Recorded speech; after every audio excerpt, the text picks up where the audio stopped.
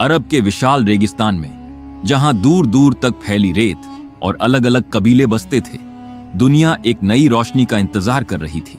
एक ऐसी रोशनी जो इंसानियत को सही रास्ता दिखाए।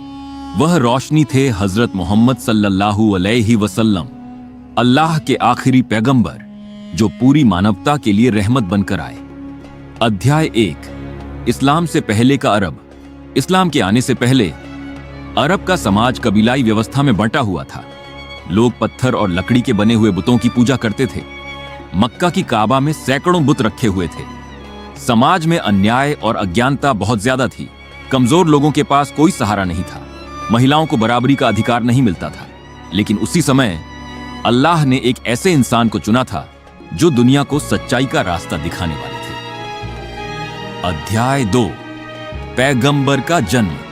सन 570 ईस्वी में मक्का शहर में कुरैश कबीले में एक बच्चे का जन्म हुआ। उनका नाम था मोहम्मद, अब्दुल्लाह के बेटे। जन्म से पहले ही उनके पिता का इंतकाल हो गया था। उनकी मां आमिना ने उन्हें बहुत प्यार से पाला। लेकिन जब वे केवल 6 साल के थे, उनकी मां भी इस दुनिया से चली गई। इस तरह वे बचपन में ही अनाथ हो गए। मगर अल्लाह उन्हें एक महान मिशन के लिए तैयार कर रहे थे। अध्याय 3, अल अमीन, भरोसेमंद इंसान। जैसे जैसे मोहम्मद सल्लल्लाहु अलैहि वसल्लम बड़े होते गए, उनकी सच्चाई और ईमानदारी पूरे मक्का में मशहूर हो गई। लोग उन्हें एक खास नाम से पुकारते थे, अल अमीन, यानी भरोसेमंद इंसान। हर कोई उन पर भरोसा करता था। लोग अपनी अमानतें उनके पास सुरक्षित रखते थे। अध्याय 4, खदीजा से विवाह। मक्का की एक सम्मानित और बुद्धिमान महिला थीं, हजरत खदीजा। वे एक सफल व्यापारी थीं। उन्होंने मोहम्मद सल्लल्लाहु अलैहि वसल्लम को अपने व्यापार का काम सौंपा। उनकी ईमानदारी से प्रभावित होकर उन्होंने उनसे विवाह का प्रस्ताव दिया। उनका विवाह प्रेम, सम्मान और विश्वास से भरा हुआ था। और आगे चलकर खदीजा इस्लाम को स्वीकार करने वाली पहली व्यक्ति बनी। अध्याय 5, पहली वही। मोहम्मद सल्लल्लाहु अलैहि वसल्लम अक्सर मक्का के पास गारे हिरा में जाकर ध्यान और चिंतन करते थे। एक रात उनकी जिंदगी हमेशा के लिए बदल गई। फरिश्ता जिब्रील उनके सामने प्रकट हुए और उन्होंने कहा, पढ़ो, अपने रब के नाम से जिसने पैदा किया। यही कुरान की पहली आयत थी। यहीं से इस्लाम का संदेश शुरू हुआ। अध्याय 6, शुरुआती मुसलमान। शुरुआत में पैगंबर सल्लल्लाहु अलैहि वसल्लम ने यह संदेश गुप्त रूप से लोगों तक पहुंचाया। इस्लाम स्वीकार करने वालों में सबसे पहले थे हजरत खदीजा, हजरत अली, हजरत अब्बू बकर, हजरत जैद। धीरे धीरे और लोग इस्लाम को अपनाने लगे।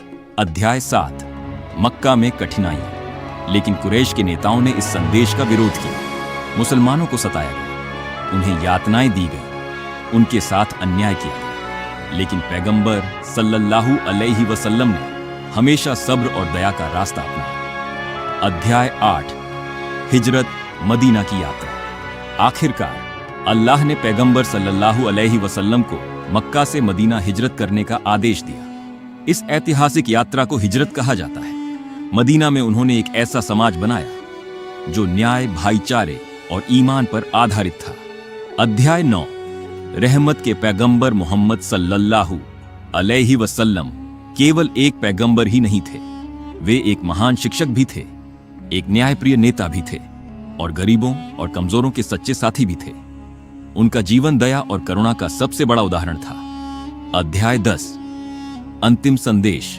अपने अंतिम खुतबे में पैगंबर सल्लल्लाहु अलैहि वसल्लम ने पूरी मानवता के लिए एक महान संदेश दिया। उन्होंने कहा, किसी अरब को गैर अरब पर कोई श्रेष्ठता नहीं, किसी गोरे को काले पर कोई श्रेष्ठता नहीं। श्रेष्ठता केवल नेक कामों और तकवा से होती है। आज दुनिया भर में 1 अरब से अधिक लोग पैगंबर मोहम्मद सल्लल्लाहु अलैहि वसल्लम के संदेश का अनुसरण करते हैं। यह संदेश है शांति का, दया का और इंसानियत का। यही है मोहम्मद सल्लल्लाहु अलैहि वसल्लम की विरासत।